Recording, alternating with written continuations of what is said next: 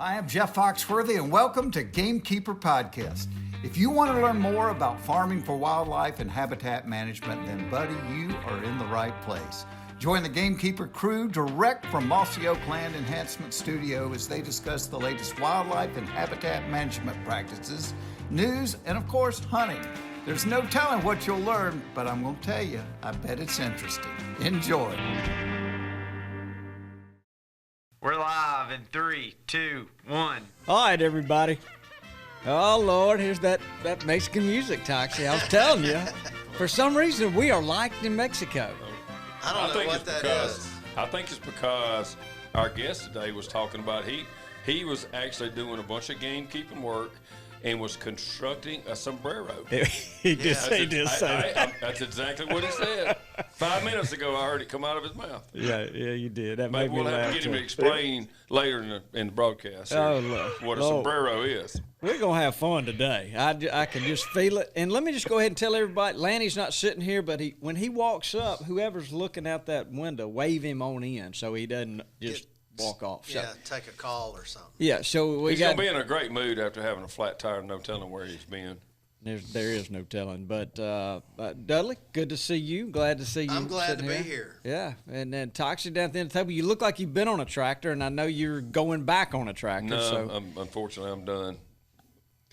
But I started early for the last couple of days. Well, it looks like we're going to get some rain Don't even tonight. say, Bobby. Yeah, I know. Don't talk about it. I know. Okay, we'll move. Well, I've been watering my yard a lot and all my plants. Like South Sumter County got like 6 inches today already down there. It's crazy. Well, look, it went from nothing for 6 weeks to 6 We don't need 6 inches. Yeah, no, that's pretty crazy. I'm going to go ahead and introduce our guest because I can see him over there. He's jumping around. He wants to talk. But we have got the one and only Gerald Swindle.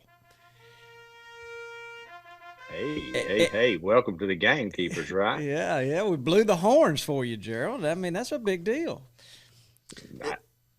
I mean, y'all brought in the big guns, too. Y'all brought Toxie in. Somebody must have told y'all I was going to say a cuss word or something. Y'all brought the boss in.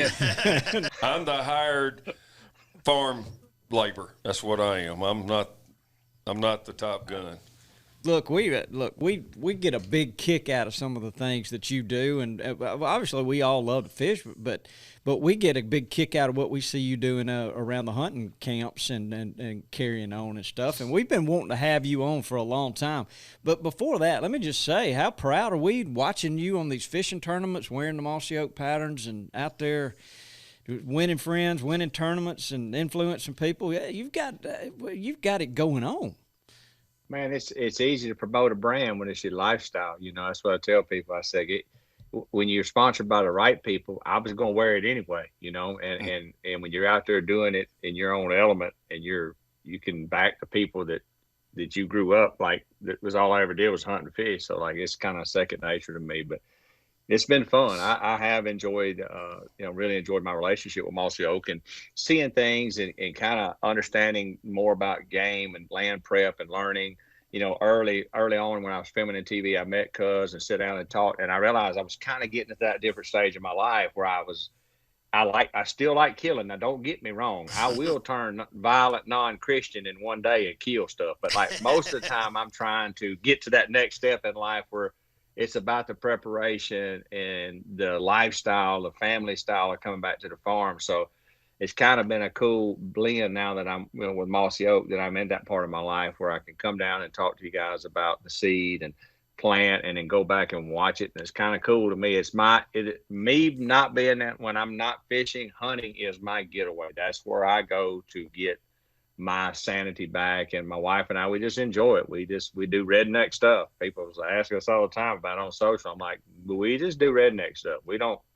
I don't have nobody make my social or do nothing. We just pretty much show what we do. That's what people want, you being you. But it's funny how we've had several close friends in fishing and of notoriety like you, and they are just exactly the same. Maybe there's different styles with you're from South Carolina or Michigan, but the same thing. They would rather work on their place than they would hunt or even fish. And, Hank's that way.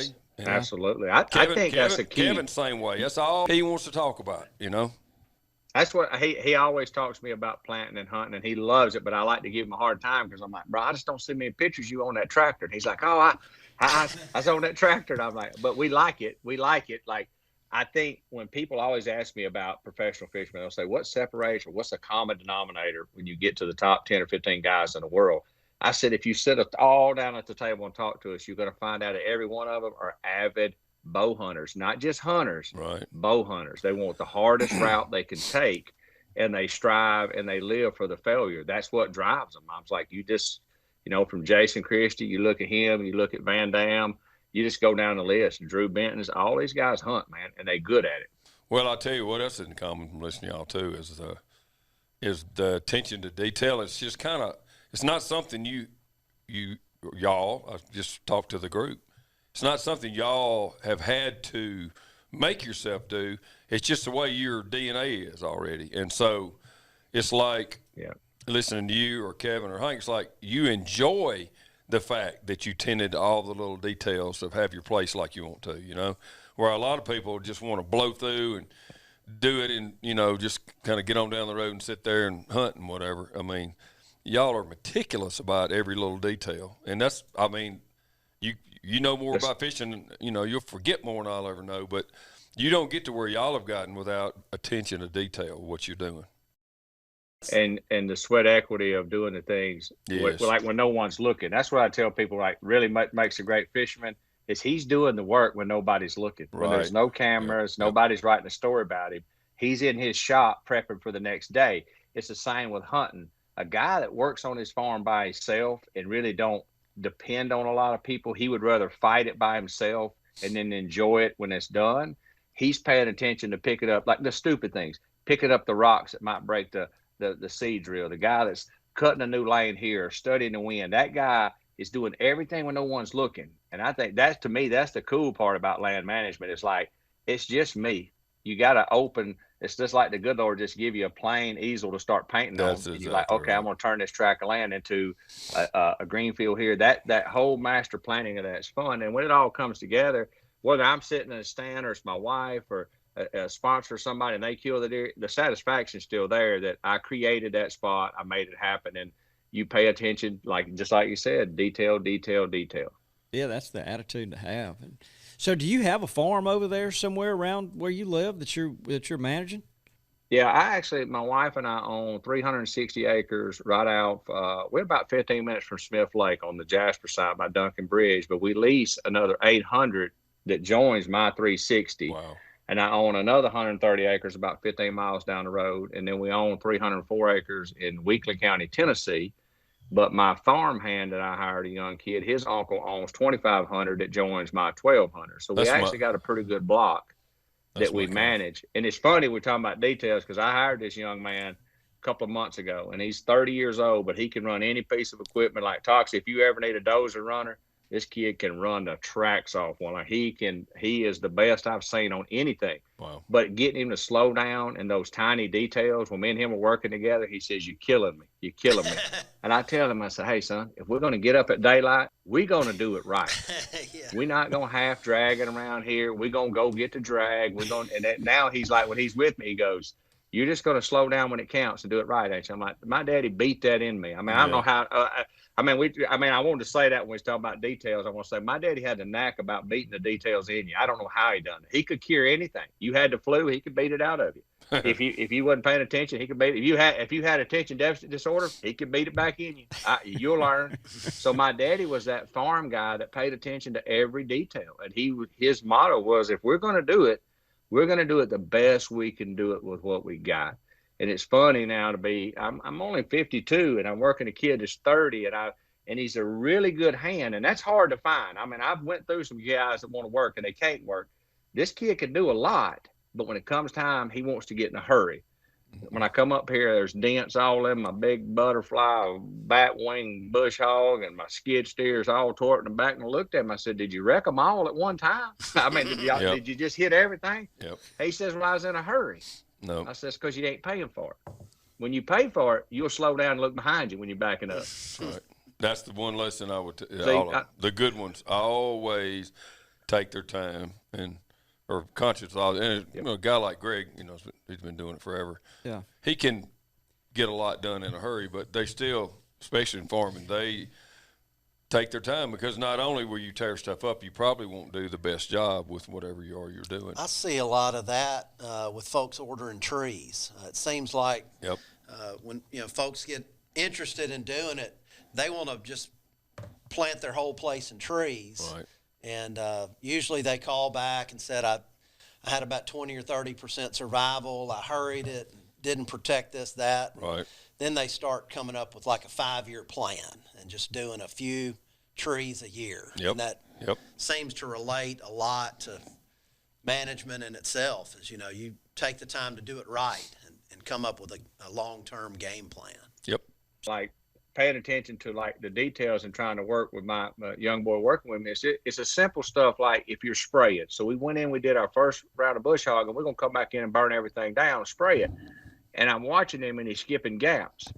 And he would get to the end of a field, he'd like one more pass, and he'd be out, and he'd want to go get more water and start on another side. I said, no, we don't do that. I said, overlap. I would rather you overlap than skip a gap. And I said, I know nobody in the world is going to see that but me and you, but it bothers me that we did 6 acres and we left out a 4-foot strip down the middle. I said, so you watch him do that stuff, and it's just because whether it's a age group or just wanting to do it quicker, and I'm guilty. Like I can work pretty fast, but most time when you get in a super big hurry, you tear up more than you fix. And just you watch guys fill up feeders. My pet peeve is send somebody filling up feeders, and I say, hey, that feeder's gonna hold 600 pounds. And he said, well, I didn't have it 400 and I left. We'll go back down there and put 200 more in it. I mean, I'm that OCD. Go back and fill it up. Don't quit. Because see, I tell him, I said, what you did, you got 3/4 of the way of getting a really good job done, and you quit. I said, you don't know when you're going to be back, so that extra 200 pounds may be the week that you got caught up somewhere else, that feeder still be running. So I watch all them little details. When we ride around now, he knows have batteries, because you never know what camera you're going to go by, it might be dead. You never know what feeder you're going to go by, it might be dead. So but I think it's an age thing. Like I watch what you guys do in Gamekeepers and how y'all, it's weird because I think it's a maturity level because it's patience. You plant trees because you're patient. You don't plant an oak tree and expect to get acres on it next year. You're looking 20 years down the road. And I don't know sometimes that a 20 or 21-year-old or 25-year-old kid sees it that way. He wants to plant it this week and hunt off of it next week. So I think with Gamekeepers, it's really like watching what you guys do. It's taught me to be more patient working the land, because the land don't work overnight. You don't change it overnight. You put effort into it, you mold it, but it might be 10 years before you get the reward on it. Yeah. Yeah, you get the instant satisfaction of doing something, but you kind of get that long term of watching it develop and mature, and I think that is highly rewarding. No question, no question about that. Skipping details is I've made more mistakes, and still do sometimes. Then it's not as much getting in a hurry as just too many things pulling on you. Yeah, finish, like you should. I'm sure that happens to you a lot. You got a lot pulling on you. And so, well, the main thing is, what is most important. Like everything in life, you have priorities. So be sure what is most important to you, what you think is to your place. You be sure you finish that to the nines, and then work your way down. So if you leave something off, it is the least of the importance. Yeah. So, Gerald, look, we got some questions to ask you, but one of the things I want to kind of start with is when you're looking at your property, what are some of the things you have enjoyed doing on your property that you think makes a big difference, so that somebody that's listening, including us, can take and apply that to their own place?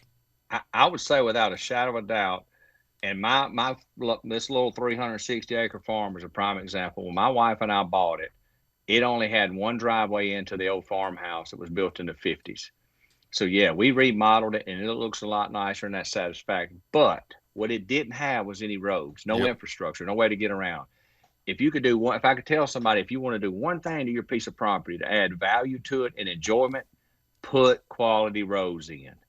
Put quality roads in. If you think it needs to be 6 foot wide, it needs to be 12 foot wide. Mm-hmm. Widen it up where you can drive around and bring your wife or your children or a guest and be able to look at the property and enjoy it. You don't want to just have 400 acres and say, well, that's it down there in the woods. It's pretty steep. We can't get to it. But I promise you it's pretty. I think to me, just building the roads where I can ease around and see it, and then come in on it. And some evenings it's as simple as my wife and I just want to get on a golf cart and you might want to get a cold pop and just ride down the road without beating yourself to death. So it took me a while to realize quality roads makes a quality experience. Then you can build good green fields. But like so many people just have the roughest road going into their place, and I'm like, you can't get good equipment in, but nobody wants to spend the time and the effort. So to me, the biggest satisfaction I had after I done it was putting in quality roads. I think a big timber company would agree with you on that. I think a realtor would agree with you on that. No question. Not only does it make it more accessible to be able to goof around and get your equipment in there, I would say that it probably improves the value of. Oh, no, there's no question about that. I think it helps in some cases, I think turkey first on a lot of things. I think it helps your place for turkeys a ton to have big, wide, open right-of-ways going through it as opposed to, a few little woods roads. I know I'm jumping in here, but access is everything. Yeah. I know what y'all are talking about just by hearing you talk. That's right. Toxie may agree with this.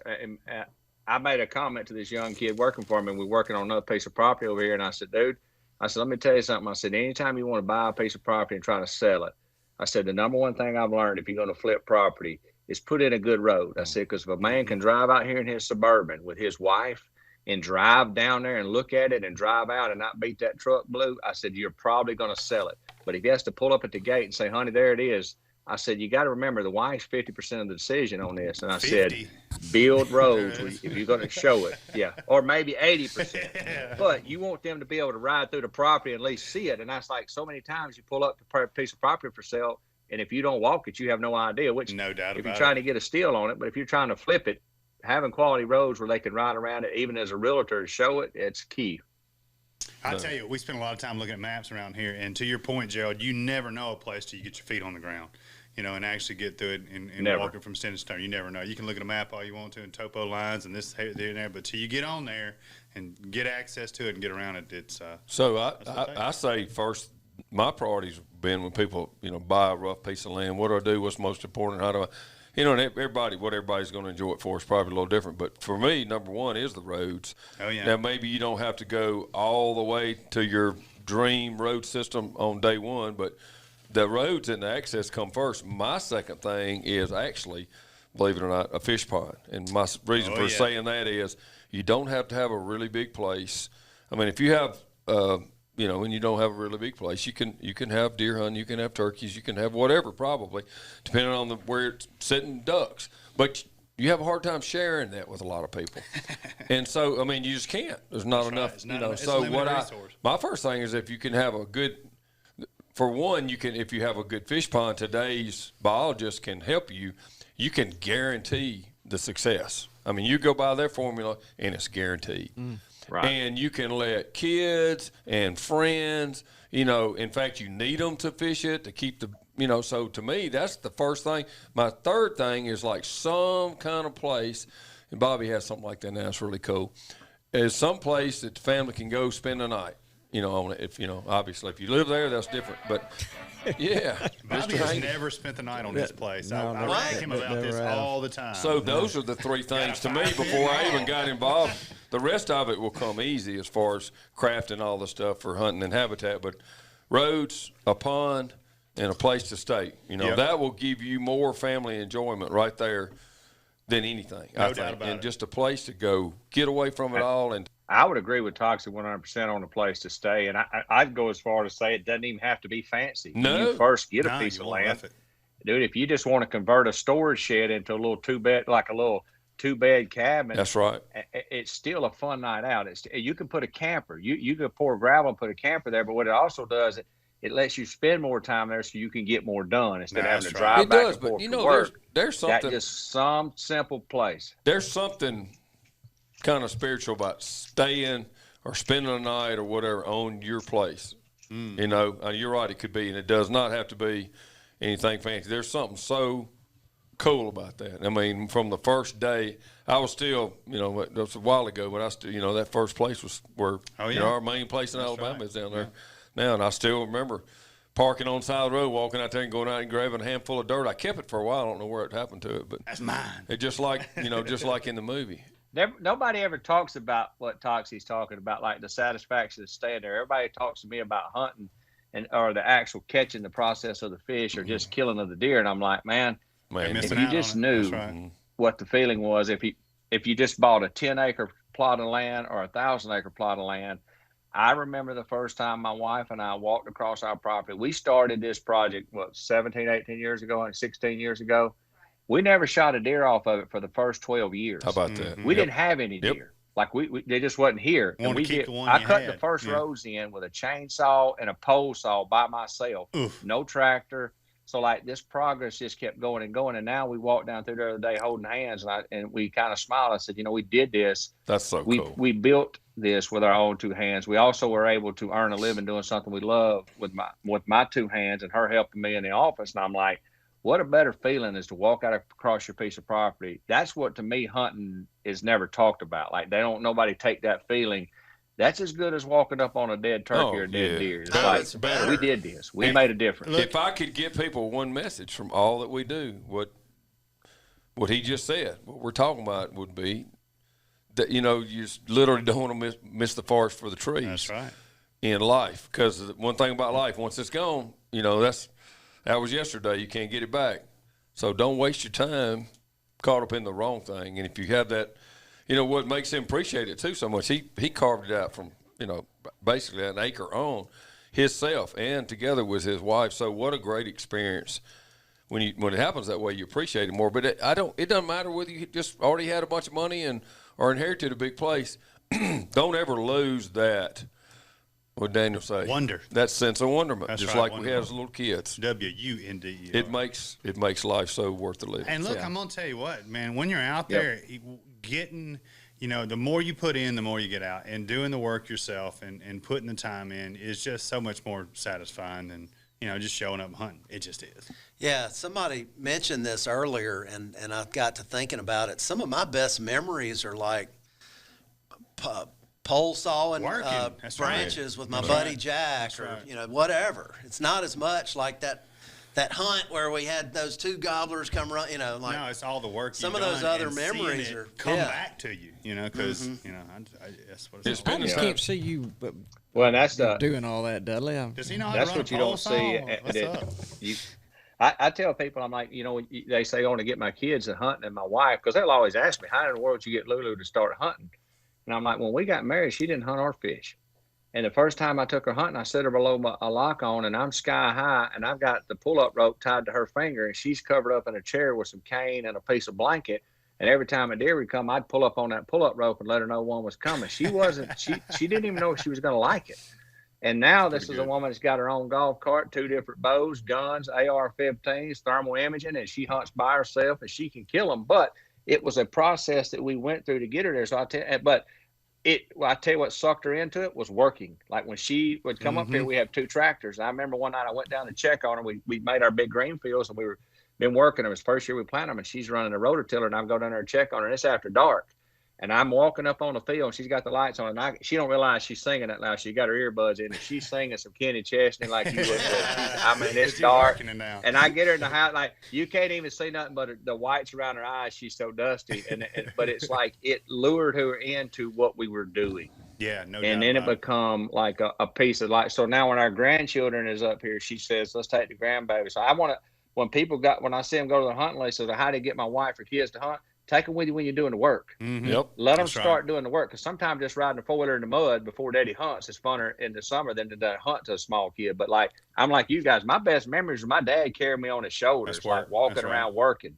Yep. And it was like, boy, pull that limb down, do this. And I'm like, I just think that bloodline, people forget it. They think you just put the mossy oak on the opening day of deer season, go get in the stand, and you're a hunter. Oh, you're a hunter year round. Missing the majority. I mean, today's world, it's not just like being in a hunting club. Half the reason is just so you got a group of guys to go do the work together. That's right. And, think about the memories you can make doing that instead of just showing up. So, I mean, hey, look, we're for everybody. If you're the one that's just show up, that's fine too. But just want to point out some things that might make life a little bit more worth living. Yeah, look at the other side of it. It does make it more enjoyable. We know you're a deer hunter. Are you a turkey hunter as well? A waterfowl hunter? What else do you do? Well, I'll be honest with you. Them ducks scare me because I can't separate them in there, and I'm always afraid I'm gonna shoot the wrong one. I'll be done shot some bandit one-legged pheasant from Argentina that's gonna get me in a federal prison. I'm like, I like to shoot. I don't know, but I'm scared of that duck hunting. Them things. But now turkey hunting, I enjoy going. My wife enjoys going. It's usually in the middle of our when I kick off fishing.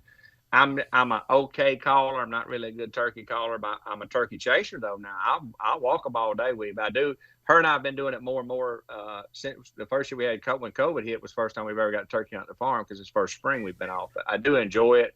The boy that hunts with me, some up here, another fisherman, Jesse Wiggins, he's a real good turkey hunter. He comes up here and hunts, but he says, quote unquote, that I have the smart. He said, you've got more turkeys than any place I've ever hunted, and they're absolutely the smartest. He said they're the hardest to kill turkey I've ever hunted in my life.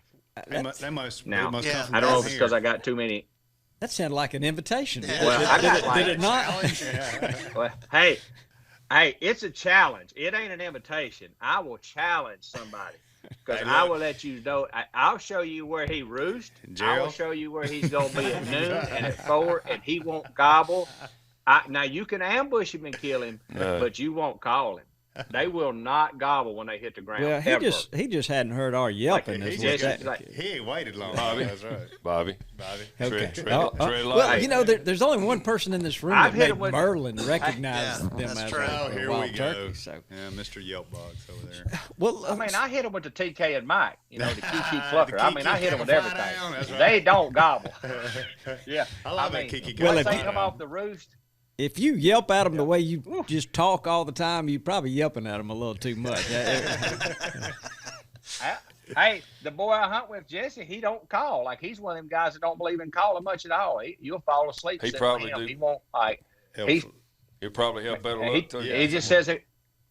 Yeah, he just says we got too many hens. He said, dude, I'm just telling you. He said, you got 30 or 40 hens we see every day on every different field. And he said, you can't hardly compete. So, like, That's right. that would be a good education for me is like, how do you separate when you got all them hens? It gets tough. Like, what do you do as a beginner turkey hunter? Like, how do you separate the gobbler and get him to move? Yeah, I don't. I think if anybody knew that I'm up answer, for We got some techniques. yeah. Well, Well, if you can grow that many turkeys on your place, you're obviously doing something right. That's right. Yeah, you should not have many more people gobblers can- or I've something. got 'em. May not have. You may have some bad neighbors. But That's what it I sounds want like. to hear. I kind of got that. Toxie summed it up. I found a 4-wheeler trail in there this year, and I think it was a golf cart. And I'm 99% sure these boys have been sneaking in their turkey hunting because I'm not home that much, and there's not a road in there. But what he don't realize is I have researched him, his children, his dogs. There's more I got more stealth cameras. I hung 2 yesterday, 15 foot high. I toted sticks in and was hanging cameras in trees. If he comes across there this year, he's done. He's done. But I They will think be that's what's happening, Toxie. I think somebody shoots them the opening weekend. They're in on where they roost, and they shoot them up pretty good when I ain't here. And then when you come back, they just won't ever gobble. That sounds like a public broadcast.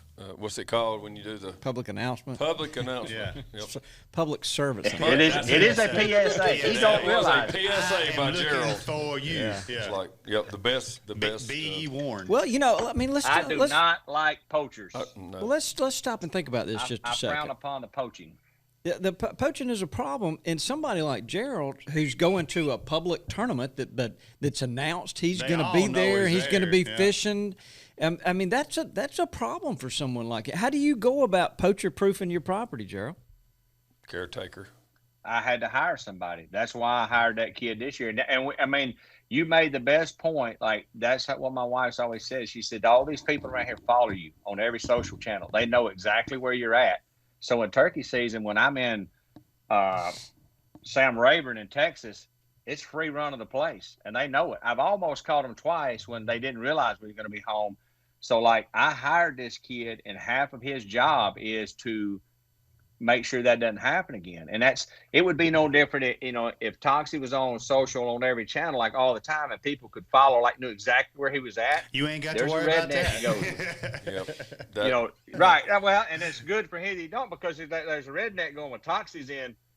He's in Illinois. We're hunting his place this weekend, and it's a really hard thing to combat because social shows your life. Sure.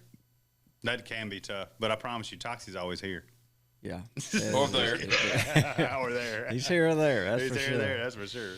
Yeah, that's got to be tough though. Well, It really does. Well, so It is. I'm gonna catch him. I'm That's gonna catch right. him. I'm have pretty no much doubt undefeated. You're gonna catch him. I'm undefeated. There you go. Gerald, I caught the girl on the horse that looked like Janis Joplin. It just took one video. But when you get trail cam pictures of a girl wearing tie-dyed pants, riding a horse all over your property, I'm like, it looked like Janis Joplin just got out of bed and started riding across my property. Wow. So it takes, but what the negative about social and the positive is, as bad as it's on negative, it took one video that I made, and Walang, I knew exactly who it was. Huh. Interesting. So it can be beneficial. yeah. Yeah, it sure can. Wow.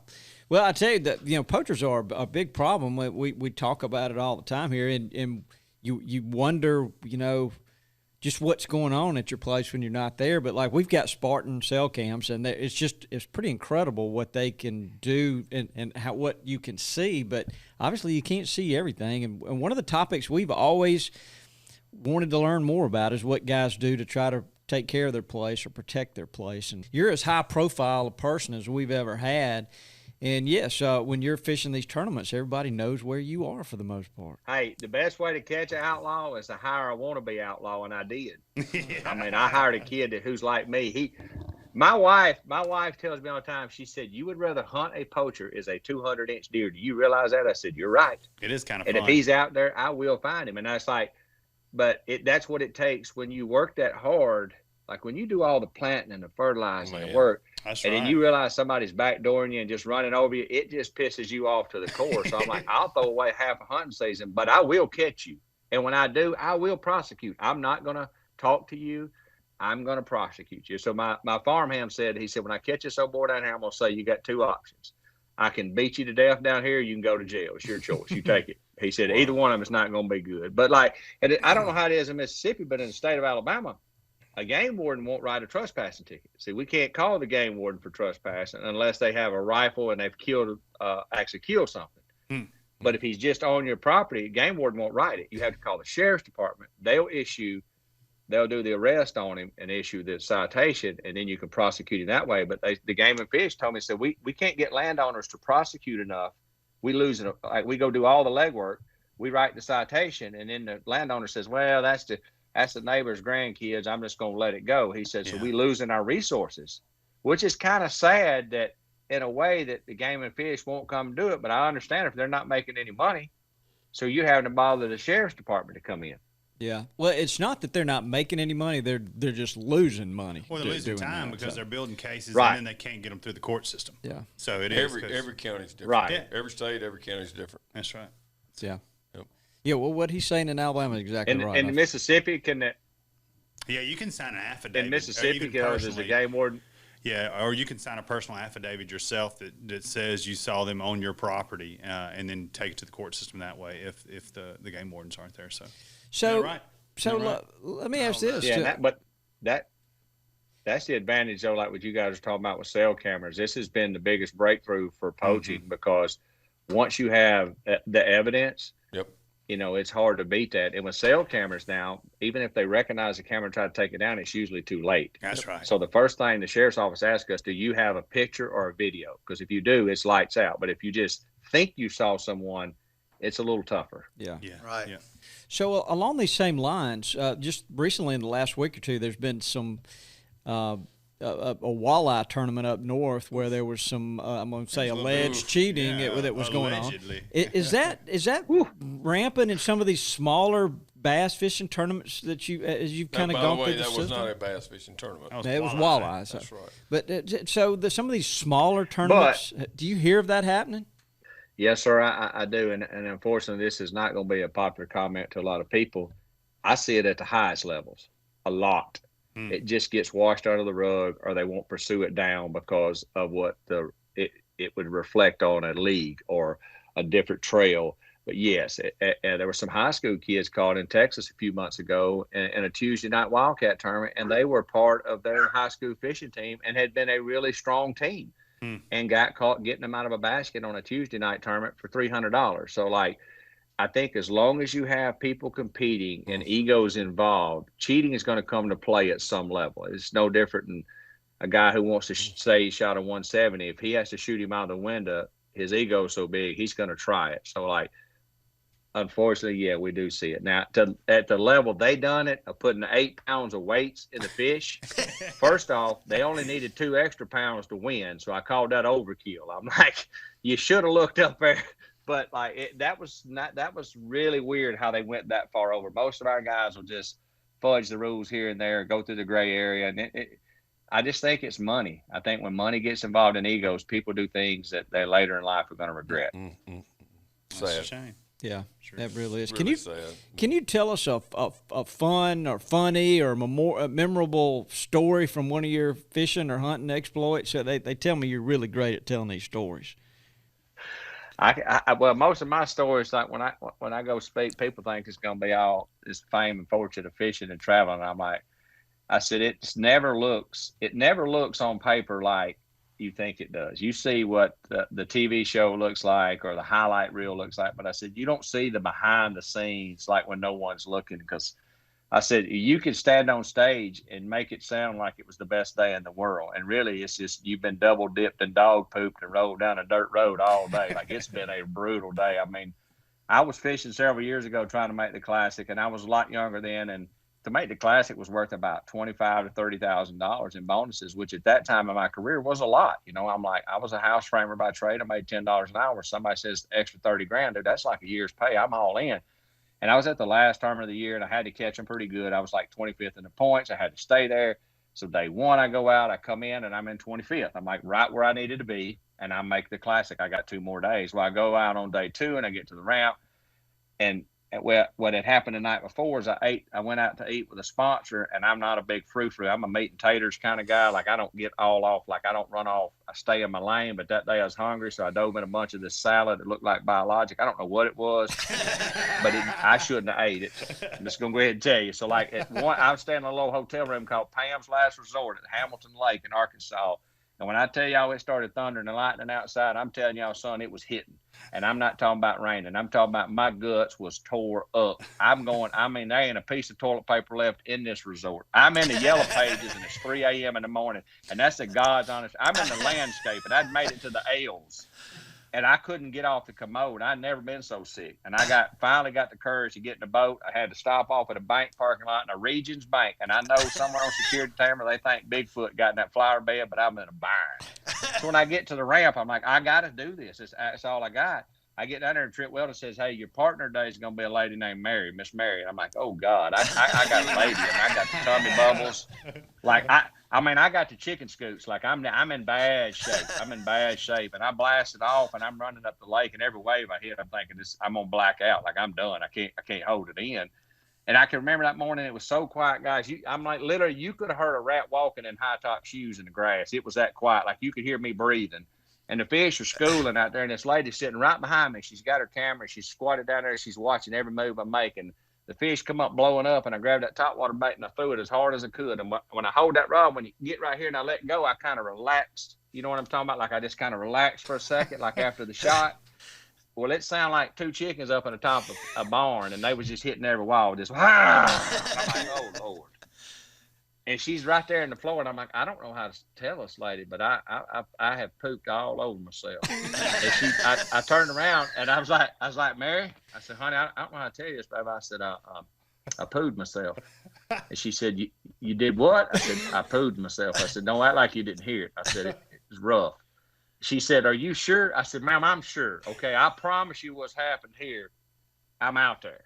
I don't know if y'all have ever been to Hamilton Lake in Arkansas. There ain't nowhere there that ain't $1 million mansion. So I find one loblolly pine and a rose bush that I got to get out on the bank, try to clean all this up, get back in that boat, try to get back out there and catch 10 pounds. And I did. I managed to catch 10 pounds, and I managed to make the Classic. But I can remember weighing in that day in a rain suit with no drawers on. It was about 90 degrees. And on stage, they're thinking, boy, you've made your 7th Classic. How good does this feel? But I'm just smiling like, man, it's just awesome. And I'm thinking in the back of my head, I'm going, I ain't got no drawers on. I done pooped myself today in the boat. So people always ask, like, is it always glitz and glamour? No. There's things that you'll never see. But those days happen, and my wife just laughs at me. She said the first 7 years we was married, she said, I thought you just wore one sock. I had no idea. She said, I just thought it was a trend. I'm like, no, No, I left with 2 on, honey. But if you've never come down a loblolly pine, that reminds me of what we always said about turkey hunting. If you're on the hunting club, we're all in a hunting club, turkey hunting together, and you walking down the road and you look down and you see just one cotton glove laying on the ground. Don't touch pick it up. Do not don't touch pick it up. Don't pick it up. That guy did not lose that buff. Hey, that T-shirt pocket wasn't torn off for an accident. That's right. And if you get to Exactly walking right. and you see a sock and you see a sleeve and then the front pocket of a T-shirt, either his wife can't cook or he been in the Waffle House. 'Cause he's in a bind. Oh, man. Good story. Just say it. I mean, it is what it is. that's my life. You know what? I asked for Other than that, it's usually real serious stuff or real bad stuff happens to me and my wife. It's nothing ever just right down the middle. It's either something crazy or something really goofy. Well, look here. Well, tell us this. So it's well publicized, your fishing skills. You've qualified for the Bass Angler, the Classic a number of times. You've been Angler of the Year a number of times. You're just a very celebrated angler. But how did you get interested in deer hunting? And can you tell us the story of your first buck? Oh, absolutely. My dad hunted and fished. My dad actually was a trap for the state of Mississippi. I was actually first 7.5 years of my life, we lived right down on the reservoir at Jackson, Mississippi. And my daddy trapped for the Game and Fish, and he hunted in a dog hunting club, which that's what people done back in, is run dogs. That's right. So I kind of been around it, that hunting, fishing, and the whole deal. And then once we moved to Alabama, we lost pretty much everything we had in a recession, and then next thing you know, we just didn't hardly have a boat or nothing. And my dad just gave up hunting because he sold all of his guns to try to raise the 3 kids. And so it was like once I got out of high school, I kind of started picking up bow hunting a little bit, but my dad wasn't a bow hunter. He was a gun hunter. And it was so new to me. God, the first 3 or 4 years I hunted with a boy that his dad hunted. We knew just enough to be deadly dangerous to each other. We shot over and under, didn't have a range finder. I didn't have binoculars. I didn't have nothing. And I can remember how hard I worked at that, trying to learn it, to the first time when I actually killed a pretty decent 8-point with a bow. That rush that day, I knew it's done. It's done. I knew the day that I let that arrow go and that deer fell, I'm like, this is what I want to do the rest of my life. I don't necessarily have to have a camera with me. I don't have to have nobody with me. This was the ultimate joy. And I always tell my wife that story about when that arrow leaves just right and you hear that deer fall, like there's something about it. And the first buck she ever killed with a bow scored 154 in Illinois. She was by herself. Come on. Yeah. Oh, trust me. She done killed old Hog Nasty. She kept telling me, she said, he's got kickers all off his toes. And I'm like, I ain't got no picture of no deer with no kickers off his toes. Oh, he had them. They was everywhere. But when I got to her, she still couldn't hardly walk. She was shaking and trembling. She couldn't get down the ladder. She just tore up. And she said, I know why you never can stop this now. That's that right. bow adrenaline. And she's rifle hunted, but there's nothing like bow hunting. There's nothing like watching that arrow leave that bow and knowing it's a good shot. I just the first time I ever did it, I'm like, this is it. Probably 21 when I killed 21 or 22, and I actually killed a buck, a decent buck with a bow. Yeah. I'd had some encounters, but a lot of misses. Of course, a guy didn't even have a rangefinder. I had one tree stand and some nails and pegs I'd put in a tree. I mean, no safety belt. I didn't have a clue. I mean, I really didn't have a clue. I would climb limbs.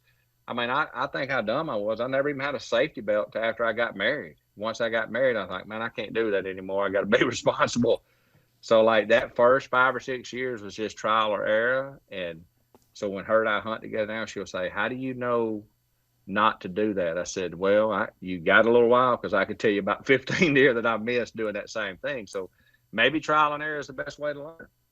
Yeah, I think it does it burns it into your mind. Well, that's for speaking sure. of that, people ask me, how'd you learn that? How'd you learn this? How'd you learn that? I said, let me just tell you something. If you walk up there and put your hand on a red hot stove enough times, you'll finally stop, And Yep. bow hunting, you really do have to learn from your mistakes, Yes. like when to draw back, all that good stuff. Oh, yeah. Yes. That's exactly why Leanne hunts by herself. She hunted with me for a while, and I finally told her, I said, baby, I need you to sit by yourself. And she said, but I don't think I'm ready. I said, you're never going to think you're ready. Right. But I said, I need you to screw up a bunch, and you'll learn it a lot quicker. And dude, the first day she got skinned up bad by a deer she wanted to kill so bad that he caught her drawing. So then she went through this whole thing, like when he's looking and I'm drawing, and you have to explain to her, once you commit to drawing, draw.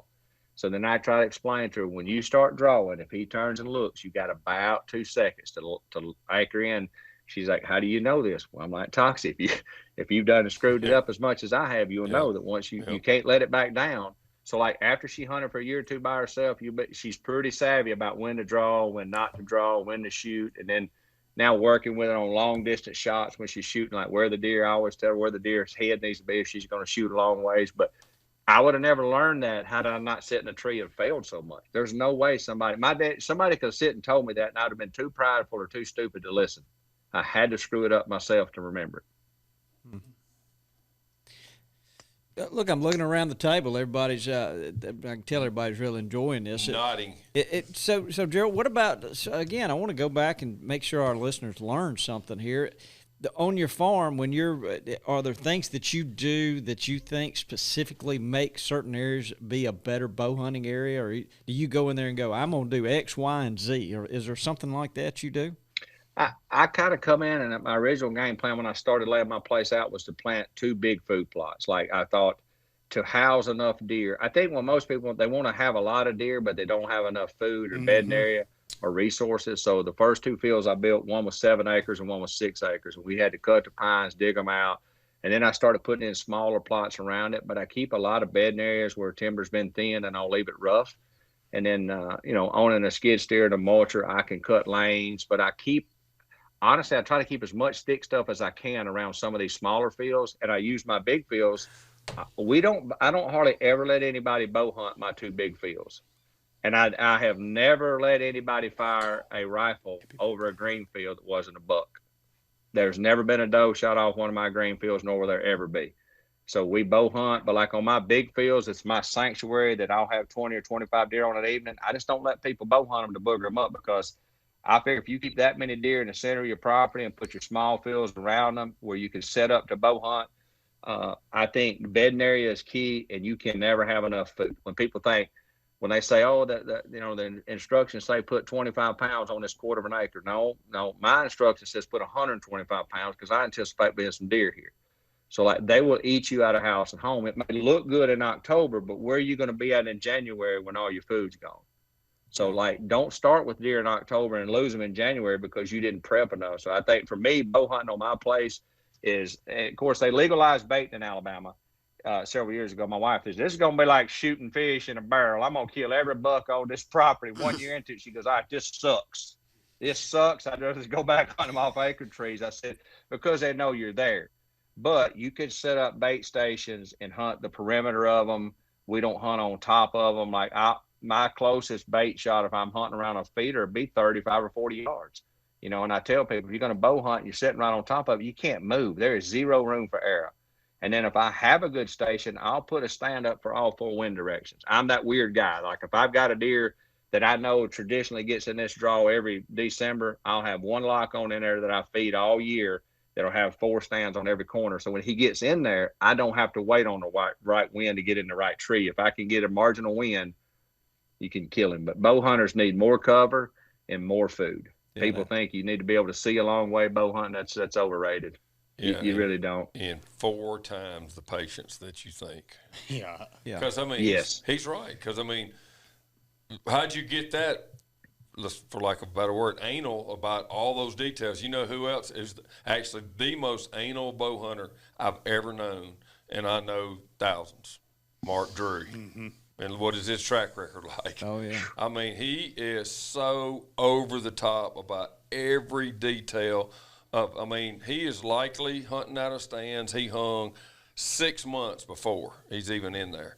And I can remember him waiting for 2 months for the conditions to be able to hunt a deer and stuff like that. So, it's kind of like the red hot stove thing. If you've screwed it up enough times, you'll just learn you can't blow in there. And our deer, I don't know. We always talk about, kind of our ego here is like, oh, you ought to try to hunt our deer. Well, they are. It's tough, just like you over there with you. Alabama's the same way. Well, after a while, what's the old saying about insanity? Doing the same thing over and over and expecting different results. Well, after years and years of knowing they're there and never having a chance or a shot or something, you realize you've got to go to that level of detail, because I firmly believe it, and it's not an exact number, but like every time a mature deer, especially, knows you've been in there, I'm gonna say it cuts your chances of having a shot at him in half. Well, 2 or 3 times and you're done. You know, that chance is like 1 out of nothing just about by then. So it's just so, you know, and that is the one thing. It is aggravating when you have other people that don't hunt that way. And turkeys are similar. You know, they seem to be harder to hunt in the southeast, but they are. They are, but at least they announce themselves. Deer, we have such a long season in all of these southeastern states.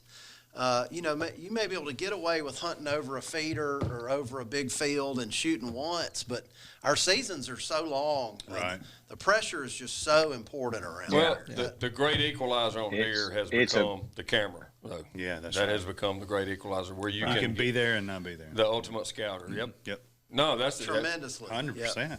I was going to add something to what Toxie was saying right there. One of the mistakes that I see made when you ask me about bow hunting my place that I see people make is they'll set their property up, or they'll set their lease up, and they'll bait. They have permission. They can bait, and they just do some random baiting. They just walk out and say, let's just throw a bunch of corn on the ground and put a camera up. I'm like, why? Because if you're not ready to kill him here, don't put nothing out. You know, I'm a firm believer that when I get ready to bait, I may study 2 or 3 hours and know the place very well, but still go down there and study 2 or 3 hours before I put corn out. And I kind of keep a chart of what my dominant winds are in the month of December when they're in the rut. So like I set up for that wind in December. I find the tree that I think's right, and then I'll feed in the direction I need that. And I think people overlook that. Even setting our fields up around here, we went in and we run a dozer. We set those fields up to hunt our dominant wind. It's not any good in October, but when the deer are really on their feet in December, the winds will be right for those fields. So if you can bait, don't just go throw it on the ground and say, hey, if we get a big one, we'll come in here and hunt. Well, where are you going to hunt? Have you picked a tree out? You got plenty of cover? You got a backdrop? You're going to be silhouetted? Which way is the wind? How are you going to get in here? So like I ask people that when you do it, I'm like, think all that through before you ever put the corn on the ground, because you never know when he's going to show up and you're not ready. Well, especially like you're looking at something now, you need to think about what it's going to look like in December or even January, you know, wherever that rut is. And boy, there's nothing like a good old eastern red cedar somewhere hugged up against a tree somewhere. But you know, or even with a bushy looking pine or something, or triple budded trees, stuff like that is so hard to hide from these deer in the middle of the winter. Mm-hmm. So you got to think ahead. What's it gonna look like then? You know. Dudley, you had a question? Yeah, we had a podcast last week about feeding with Dan Moultrie, and we were talking about tips and things. And I was watching your YouTube page, and you had a recent tip about increasing buck activity just based on your personal observation, and you did some rigging. Can you explain that? Yes, sir. I like to set my sling feeders a little higher than most, because you'll hear a lot of guys as the argument is like, can you get a mature buck under a sling feeder? And I'm like, hey, there's 2 or 3 things you got to remember. If that deer has been raised on a sling feeder from a fawn at 4 and 5 years old, he's going to be more apt to come under. Can I go on just a random piece of property sometime and make a 5-year-old get under a sling feeder? It's really tough, but if you do it, you're going to do it at a higher level. So I put my legs on all my sling feeders are 10 foot tall, and I spread them out. It's a little bit more aggravating to feel because you had to get on top of a buggy. But in my experience and what we've killed off this property, we've killed all of our big deer off a sling feeder, and they're usually way up in the air. It keeps the deer from being able to spin the plate and eat it, you know, when it's lower. Yes. And then we use that same scenario, like when we feed, what we was talking about, that detail, we have strict instructions. When you feed at my farm, everybody's got a bottle of Happy Herd. And I keep that caramel apple Happy Herd. It's in everything we own. And I spray it on my boots every time I feed from September and May. Like whenever I go in, I want to smell that caramel apple. So I want that deer to think every time. And I'll put that Happy Herd, I'll actually spray it all down in the sling feeder on the walls and let that fragrance come out every time. So therefore, when I go in to hunt, well, naturally, I'm covered in Happy Herd. So I'm trying to become what the deer is wanting to eat, because I'm that weird guy that says no matter what you do, you're not going to fool a mature whitetail's nose. there's no such way to make yourself disappear. You can get close and you can do a lot of details, but you can overload his sense where he can't separate what you are. But if you smell like what he's been eating the first time you hunt him, I promise you he's going to be a lot more relaxed. So like the higher you make the legs and get the feeder off the ground, it actually lets the corn sling out further and the big deer don't have to get right up under it. Those short feeders, you'll get that corn right up under him. They'll say, well, he may be way on the outside of the feeder. He's not going to come right up under it when that thing's right over his head. They won't do it here. I'm sure in other places they will. But in Alabama, a fawn comes out looking up. When they hit the ground, the fawn lands on his back and he's looking up in the loblolly for somebody sitting there. They looking up. So you just can't hardly do it. You got to get higher. The higher the feeder. Now, I don't know if it's been in y'all's experience, but it's been lights out for us. Yeah. Well, that was neat watching you chop the legs and retrofit them and, simple process that anybody can do. We did that. We've had one feeder and we shot a 130-inch 8-point off of it 2 years ago, which is not a giant 8-point, but it's a legit 130. Yeah. But he was a 6-year-old. We sent him off as a 6-year-old deer. The same boy Jesse shot a deer up under it last year. It was an 8-point with 2 kickers, and deer scored 141. Dude, that's a big 8 when you have a score to put them on the wall for Alabama. Come on now. Everybody throws. You hear guys throw that number around. They're like, "Oh, I shot a 140." No, you didn't. Then you didn't catch an 8-pounder. You caught a 4-pounder. But I said when you talk about it, when an 8-point gets to be 140, he's got 12 and 13-inch twos. He's got 25-inch beams. He's got good brows. So like every big deer, and we've got another deer this year under that same feeder already. That's about 23 inches wide with a big drop time. Wow. And Jesse just looks at me. He said, there ain't no way that one feeder, I said, dude, I'm telling you, it stays there year round. So I think that does help. That's no doubt about that. And then we set that time off and the consistency of the corn and the smell, they just get used to it. It's not a big, I don't think it alarms them like just going in. If you put a sling feeder up during the season, you're done. That's like fishing with rotten line. If you go in there in December and say, I'm going to put a sling feeder up, you might as well not even go back the rest of the year. Good point. That's a great point. Lanny, you got a question? An observation? Or can you tell us where you've been the last while you were late? The old Gamekeepers run into some binds every night. Toxie, by the way, your tractor tire's got a hole in it. But nonetheless, we worked on getting that fixed. I'm getting a bad growl over here. Yeah, because it's like. But we got it. We're rolling again. Which tractor? 6115. That's what I was scared. Mm-hmm. But what'd you run over? I didn't. I wasn't operating. I just happened to have. Yeah, I wasn't operating. I know. I just happened to have the air compressor. So, but we're out there just hustling. We got Gerald knows what the next big question is. Because 6115 is a pretty good size tractor. Front tire or back tire? Oh my goodness. Yep. I just looked at him and he knew. Wow. Yeah. I hope you have good insurance. I think we do. I remember having to buy one of those little tires for mine. I got some slime you can borrow there. Oh my gosh. I was not operating. If it makes we're gonna be running a sale. Gerald, have you got anything else to add? Man, I don't know. I'm sitting here thinking. I'm talking about all my crazy deer secrets to some of the best deer hunters in the world. So like, that feels kind of weird telling them that. What about what about your sendero you've been working on? Sombrero. Well, let me tell you how, we didn't explain the sombrero. Let me tell you how this sombreros come about. We leased 480 acres that joins mine, and we went over there, and it's just rough. So it's paper company land. They got 2 roads in, and you couldn't hardly get a dog down one of them. We have to build the roads in there, and we get all the way in there. I mean, it's rough. Like a fox can't hardly get down it. So we cut, we skid steer, and we finally get in there. And Jesse's looking at me. He said, "Where are we going to hunt?" I said, "We about to create it, son." I said, "We got on that hill, and we got the topo, and looked at everything." I said, "I'm about to make us some trails right down there." And I went all the way down there on 2 or 3 and come back and had this long trail there. I said, "What do you think about that?" And he said, "That's got to be the prettiest sombrero I've ever seen." And I looked at him. I said, "Sombrero or sendero?" He said, "Yeah, that too." I said, "Okay, from now on, we're cutting sombreros." I said, "It's been our running joke. Every time I run it," he said, "You gonna build them sombreros?" And to me, I think that's the best way to see deer in thickets is those long, no question. Make them 20 foot wide. I'm a big fan in our world of hunt the thick stuff, and that's.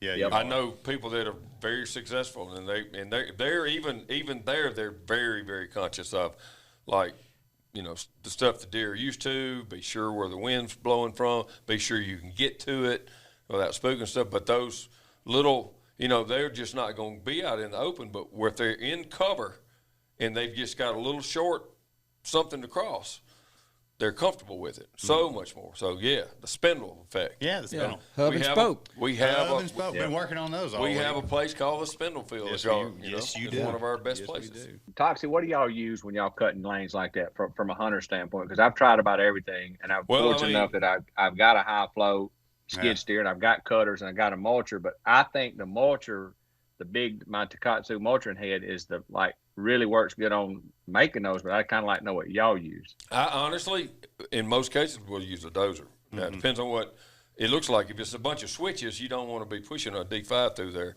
So, I mean, the cutter we've got, we just actually and we just actually have a great sponsor company that makes cutting heads too. And that's FAE. Which cutting head do y'all use? I'm curious. Yes, the FAE. They're it's a farm FAE, and ag equipment. Yeah, that's FAE. the farm and ag equipment. Yeah, and I mean, it leaves a bed of just like mulch, behind, and they work really fast. And in some cases, you don't have to have has high flow for them, but typically whether it's Cat, John Deere, Kubota, whoever, you want the highest flow hydraulics in that, and they are so versatile for so many things. But in some cases, you might want to cut something where it gets pretty hard on them if you're trying to cut too big a tree too. So it just depends on what you're trying to cut. If it's just brush, small brush, no doubt the cutting head's the best, fastest, easiest. We even in a couple. And the places, dozer is like when you get bigger. That's my favorite Tonka toy. Yeah, I just think with a dozer, when you drop a dozer in there, if you don't have a good operator, you pull so much of your topsoil. The guy that goes and make them has to really know what he's doing. He can't just drop the blade and say, "I'm just going to go plowing," because you'll build a fence that they won't never get through. No, but when you get through with it, because I'm not going to do that. I'm not going to move any topsoil when I'm doing it, but I'm going to flip those out and out of the way. And in a lot of cases, if it's brushy, that means you don't have tall timber there. It'll grow something too. So you make it just a little wider. If you're using a dozer and flip it out of the way when you smooth it up, unless if you're just moving, smaller trees, you don't have to get rid of the dirt. In fact, you can flip it up and roll it around and probably knock most of the dirt off of it before you push it out of the way. But when I'm done, you actually have a lane you can plant. So those spindle spokes that you can plant something down are really deadly. So how wide do you got to go? 30 foot? No, 60 foot? No, it's like just long. Well, if it's facing south, you don't have to have as much as if it's facing east and west because it's going to get more sun. So it's just about getting sun, And nowadays, you don't really have to own any of that equipment. There's so many good operators around that you can split with your buddies and hire somebody out. $175 an hour, you can get a guy to mulch. What do we got? Vandy's bringing in snacks. We just, Gerald, I'm sorry. You can probably see the backside of Vandy here. We're not on live TV, so I'm going to say bring it in. There's some kind of treat being passed around. I know what it is because Dudley did it. Dudley made it. Ooh, it smells. We're going to freeze some and send it to you, Gerald. Is that persimmon ice cream? No, I think it's different. Pawpaw. Pawpaws? Yeah. Wow. So Pawpaw ice cream. Pawpaw ice cream. Have you ever had any pawpaw ice cream, Gerald? Gerald, you have never. I hadn't, but I'm gonna go ahead and tell you. I know this is rude. I'm sorry. That was ugly, wasn't it? That really is good. Have you tried it yet? I'm just gonna say that y'all eating that ice cream, that's the kind of stuff makes them tree stand steps pop when you get on them in the morning. Right there. You just keep eating that in that first two steps. It's gonna sound like limbs breaking. Dudley, It may cause, hey, Gerald, it may cause that other problem you had in the bass tournament that time. Yes, you look like one of them. Hey, you look like a fox squirrel coming down a loblolly, two of them fighting all the way down, just beating up a barking brash just to the ground. Wow. Dudley, you might have missed your calling, buddy. Well, we collected a bunch of pawpaw. We got the tree nursery, and we saved the pulp. And, this is just a standard non-custard ice cream recipe. You can really taste the pawpaw in it. And we just put a couple of cups of pawpaw pulp in it that I had frozen. So it's pretty good. It's delicious. That was a great idea. Wow.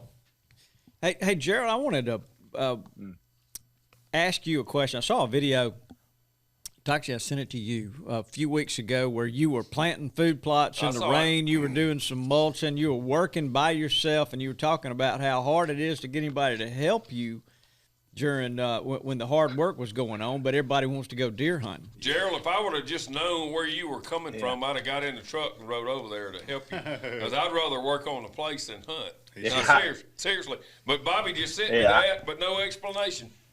Man. Well, I tell you, so the hey, I was that video got almost a million views on TikTok, and I actually said it kind of rude because I said I said everybody wants to be a deer hunter till it comes time to do deer hunting kind of and nobody wants to show up. I'm like, that's what makes me mad. I'm like, nobody shows up. But come December, I've got my camo and I've got my rifle. Hey, let me tell you though, bro. You know what? I've gotten where I don't mind that as much because it makes it a lot easier to say no when they ask, when nobody will help. And I would rather work by myself sometime versus trying to tell somebody how to do it. So my wife says, she said, you're the guy that you kind of get frustrated because you don't have any help. She said, when you get help, you still do it by yourself anyway. She said, I don't know what you need. She said, I'd make her help me. She said the other day, she said, hey, you're going to have to get another hunting buddy because she said, I'm tired of lifting these corn bags.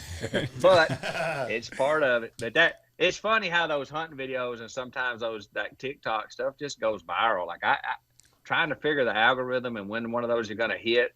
You know, I had one last October that I did about a girl in a Dollar General, and I just was trying to tell the story about what I almost did wrong, and I'm just sitting in my truck, and I had no idea that how viral it was going to go, and I posted it, and like 2 or 3 weeks later, Dollar General's calling, reached out to my wife through an email, and then Mountain Dew, and then Fox News played it, and then it was on in a ladies magazine, and then I think it ended up like 35 million views, and I'm like. But what I told the lady, what I thought was ironic, it was like the second or third largest women's magazine in the country. And she called to interview me about me talking about this young lady. And the premises was I was actually putting out cell cameras, guys, and I needed some cards and some batteries. And I was in Illinois. And of course, I'm like Toxie, I'm racing the clock. You know, I'm here for 11 hours. I got to do 16 hours worth of work, and I'm trying to get back out there and do it. And there was an old lady in front of me, I'm going to say, late 80s, maybe 90s, and she was real slow and talking, and the girl behind the cash register handled her like an angel. She talked to her, she listened to every word, she smiled to her, and she looked over the lady's shoulder. She could see me waiting in line, and I'll be honest, at first I'm getting impatient, you know, because at that time I got my head in my butt, and it's just me and deer hunting and working, and then I kind of got caught up in the moment, and I thought, man, I hope I raised my daughter to be what this young lady is behind the counter, because she's listened to every word. She's never lost her patience. So I made the video reflecting on how bad I almost acted to how I wish my daughter was raised that way. So when this lady called me, she said this video, of course, Dollar General ended up giving this lady a college scholarship donation to give away. It took off big. So the lady from the magazine asked me, I said, lady, I want to ask you a question. I said, this is what, like, one of the biggest women's publications out there. And I said, you do realize you're interviewing a guy that made a video wearing a mossy oak hat and a hunting shirt. I said, how weird is that? You got the biggest redneck wearing camo in a women's magazine. I said, see, I told her, I said, all hunters ain't bad, are they? She said, no. She said, if they all were like this, it'd be different. But I think it showed me, though, how powerful social media can be and that you're still making a difference, even when you don't think you're making a difference. Yep. Like, and even wearing that camo, you realize people put camo on sometimes for 2 or 3 reasons. I think it's a fashion statement. It's what I do. It's you're telling your buddies I hunt, but you also don't realize when you put that camo on, no matter what pattern it is, whatever it is, you're representing hunters from around the world, outdoorsmen to some level. So there's some type of responsibility that we overlook that you don't realize you could change the perspective of how somebody sees a hunter. And it was such an eye-opening experience to me to think, okay, you just did a 2-minute video, it was crazy stupid, and now it's on Fox News. I think, to me, it realized how powerful hunters can be sometimes when they don't even have a bow or a gun or nothing in their hand. Mm-hmm. That you really show who you are. Like this is, and I told the lady, I said, lady, I'm no different than most hunters you see in camo in Illinois or Southern Kentucky. They're just good old boys. I said, I just happen to be one with a social media following that almost was a prick that realized it and thought my daddy will beat the brakes off of me if I say something out of line. And he's 79 years old. And I made a video about it. So like, it was that social media and when this stuff's going to hit, who knows? But the TikTok world, that's where it's at, guys. The tick and the talk. Mac, you play with that tick and talk. It's a all little about bit. leading talk. by The tick example. and the talk. You know, that may be the most that may be the most meaningful thing that anybody has said on this podcast, and all the times that we've been doing it. When you talk about putting on camo, no matter what pattern it is, so you're representing hunters. Y'all have heard me talk about it about 2 years ago, maybe. If they had it last time, and I spoke at that big crowd at the NWTF. I forgot we got that conservation award, but anyway, I was like, you know, when I've said this on the podcast one time, but he hit the same exact thing with this. It's like, you look at the news, you get around in the world. That's another thing that I love to get out and be on my place, you know, because it's just me and all the stuff God made. And I mean, it's just a piece like nothing else. But I worry about the world. You know, Diane says I watch too much, worry about stuff I can't do anything about. It's just so sad how the world is.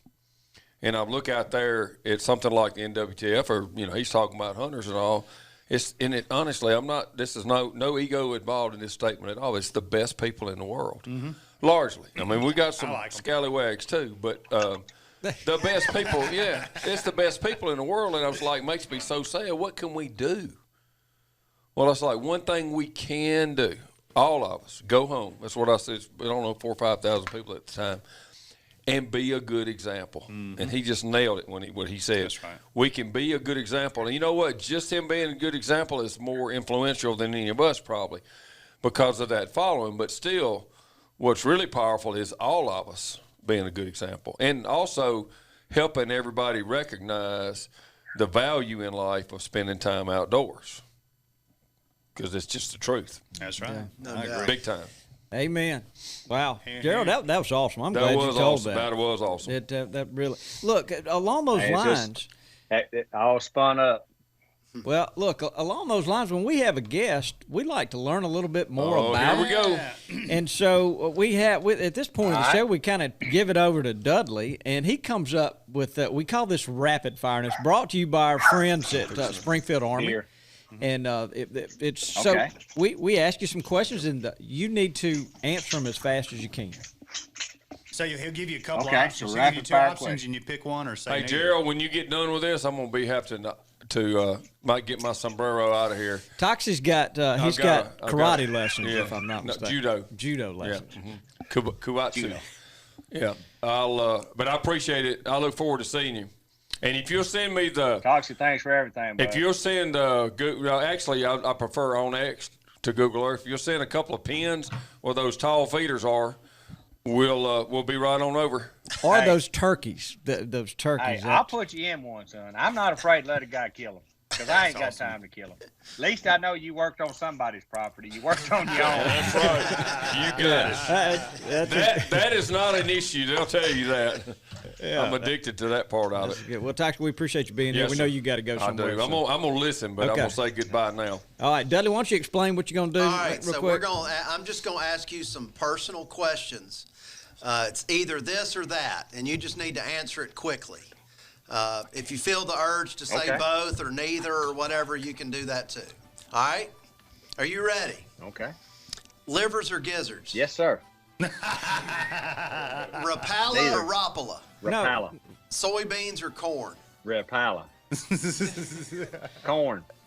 Mild or spicy?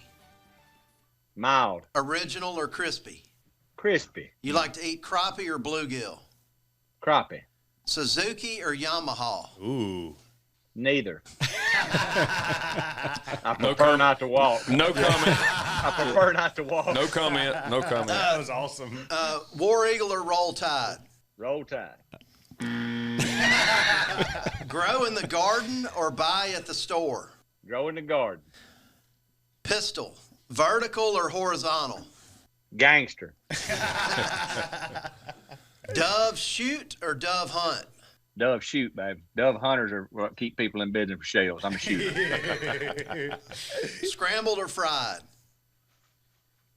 Fried. Lock on or climber? Lock on for life. Turnip greens or mustard greens? Neither greens. I don't eat what deer do. He had that experience one time. All We right, heard about it last earlier. question. baby wipes, regular or with moisturizer? It's dude wipes only, never cotton canal. Those cotton canal ones, whatever they cottonelle, they got something in them that will dry you out and chafe. You'll look like a silverback ape at the zoo down there, red on the backside. Dude wipes. Good job. Yeah. Dude wipes. Dude wipes FTW. Yeah. That might be the I've best always advice told dude any of us got today. Like a I've told dude wipes forever. I said, if y'all make them individual packs and put some mossy oak on them instead of that black, I said, we'll sell every one you got because the scent's held in. And I'm like, dude, everybody's ever used them. And I got tricks because you can put one in your front pocket, let it warm up. And when that mood hits you in the morning, it's like going in one of them little warm restrooms. So it doesn't like a warm wipey. It just brings a hunt like alive. You just start hearing birds sing and chirp. You listening. The man who thinks of everything. Yes, he does. But he hadn't had a pawpaw ice cream yet. No, we got to hook him up No, with that. I'm getting that when I come back. I'm Yes. getting me some pawpaw. Woo! All right. Good. Yeah, that was It'll good. set you free for sure. Guys, Yes, sir. That was good. So, yeah, so what kind of boat motor are you liking these days? I'm running a Phoenix. I run a Mercury 250 with a Phoenix 21-foot PHX. Pretty fast, pretty reliable, like on the big water. So, and I've only had 2 boat company sponsors in my career, and I've run Triton for almost 19 years, and then I've been with Phoenix. I'm not one to move around on that. Phoenix was a company I've always wanted to be with because they're family ran a lot like you guys are. Like the owners, like I know everybody, so it's just a place I wanted to settle in for family. And I told them, I said, I'll be buried in one of these. I'm never swapping again. How about that? Well, so look, so you're so animated and you carry on so much stuff. When you're out there fishing these tournaments, are these water skiers or jet skiers, do they aggravate you? You ever chase one down and put them in their place? Does Dolly Parton sleep on her back? Of course, they aggravate you.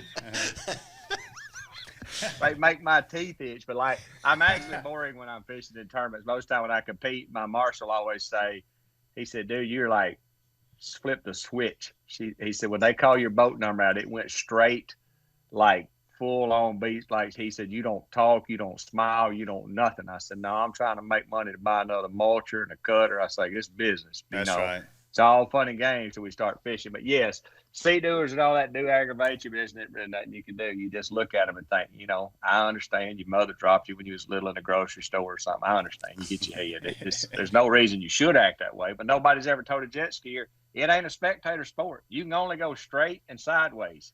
That's it. I mean, I'm not impressed. When you can start running it on dry ground and jumping them hills, I'll watch you. But right here on the water, it's pretty boring. You're just going around and around. Yeah, I've never understood that.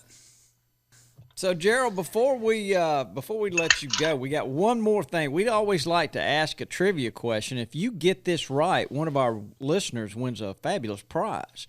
So I'm going to turn it over to Richie now. Okay, Richie or Max actually here today. Mac is here today. Yeah, you can tell we're Mac, kind of easing down on the seed shipping. He was so he's in the texting. house. I should have known. I know.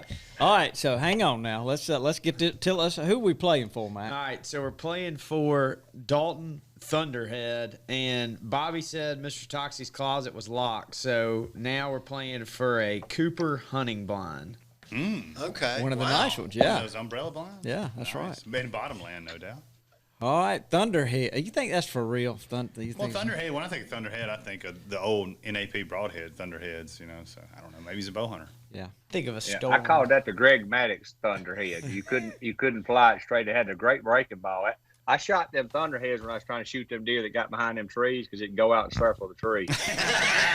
Great. It's awesome.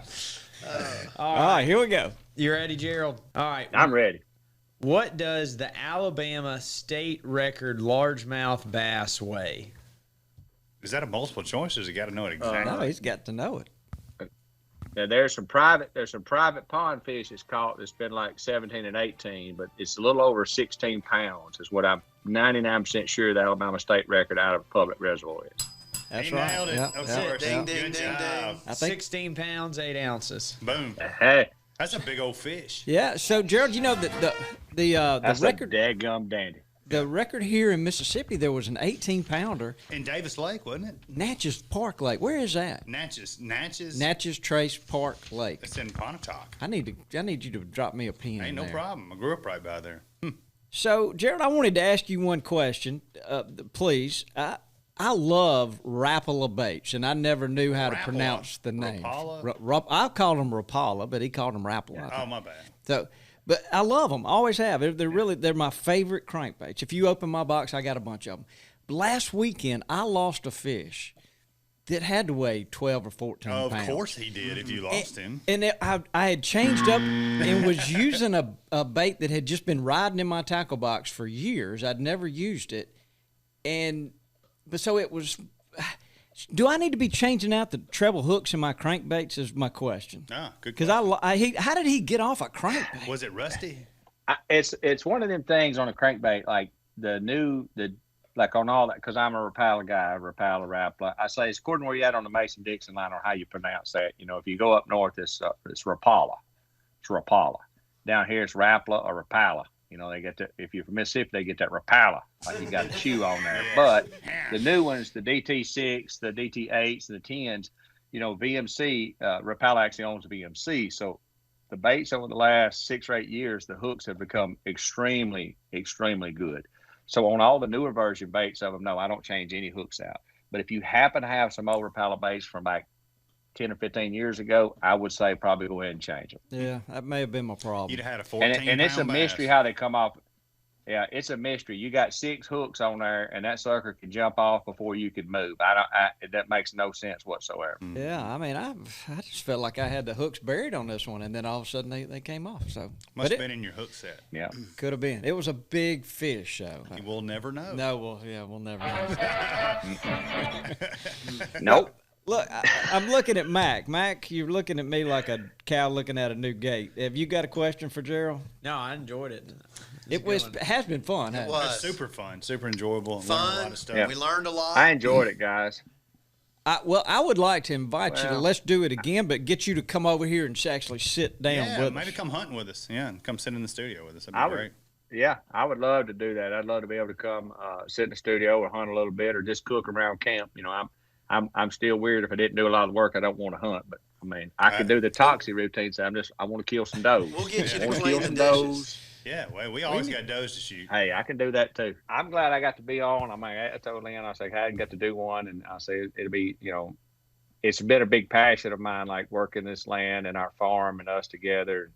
I mean, we worked to about broke ourselves down, but it's like I said, been a different phase of my life where I enjoy that blood, sweat, and tears and growing them. So to talk to you guys and see what y'all doing and get tips from like Toxie and how he works on his farm, it's kind of cool for me because I can put it to work on my farm. That's awesome. Yeah. So, hey, Gerald, Mac has raised his hand. Evidently, he's got a question now. Surfaced Go ahead. One more rapid fire. Bottomland or greenleaf in the turkey woods? Okay. Bottomland. Boom. Yeah. All right. Bottomland's going. You can't go wrong with Bottomland. You can't. You could wear Bottomland to a funeral or marriage. It doesn't matter. That's right. You got Bottomland on, you gonna fit in. You good. I'd go to a Tupac concert wearing Bottomland. Wouldn't even worry about it. A what? Tupac. What is that? You know Tupac. Tupac.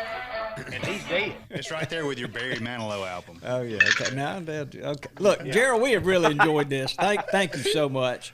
And look, Appreciate you being guys, here. I appreciate it. I Yes, got sir. about I don't know, we got about 30 more bags of corn to put out today, 2 feeders to put up, and 2 cameras. So Work to my be wife's done. looking at me like it's gonna be dark again. It is work to be done, but we're fixing to hit it. Guys, Good, man. anytime I'd love to come back and do it in the studio, but I hope you guys have a great weekend.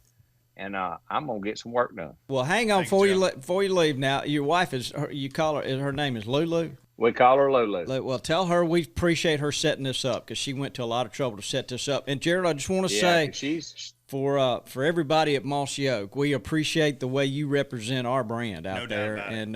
and we really do. And there's a lot of people. Toxie had to leave, but try. I know he would say that. Well, I appreciate it, guys, and I look forward to many years down the road. We're just gonna keep being rednecks and try to be better people every day. But Lord, that's a struggle some days. I'm gonna be honest with you. There's days during the week where like I'm just not gonna be a good person today. I can tell you, I just ain't gonna be able to rally it up. Yeah. We can keep trying. I'm going to get on the tractor. All right, we'll let you go, Gerald. Thank you. Thanks, Gerald. Y'all have fun You got out it. there. All right, y'all have. Thanks, buddy. All right, he's gone. Yeah. Wow, that That was was good. interesting. Yeah, it really is. And hearing how passionate he is, obviously he's a high energy guy, and works hard at everything. So seeing how that translates into his hunting stuff, because he's successful fishing for the same reason. So Yeah. it's really cool. Sorry I was late. Well, Sounds like I'm in trouble over busted tires. He's just high profile. He's got a bunch of fans, and getting out there in the woods, just him and his wife. Talk about therapeutic. Oh yeah, no doubt about it. It is a cool story. She was super helpful in putting this whole thing together. Dudley, I'm gonna ask you. We maybe wait till next week, and we'll do 2 Ask Dudley Okay. next Double time. up on the Dudleys next week. We've gotten a little long-winded. Yeah, so and I can't. there's I agree. So, look, guys, this has been a lot of fun. Yeah. The TV shows Tuesday night, we got a new one. The Dove Show just aired last week. that'll be a good Richie, one. you did a great job. Glad that things have slowed down. We got Mac back in the here. house. He's over there texting as we Yeah. speak. So, Dudley, why don't you, if you don't have anything else, say goodbye. Goodbye, Dudley. Get us out of here, Richie. Thanks for tuning in to this week's episode of the Gamekeeper Podcast. And be sure to tune in again. Subscribe to Gamekeeper Farming for Wildlife magazine, and don't miss the Mossy Oak Properties Fistful of Dirt podcast with my good buddy, Ronnie Cuz Strickland.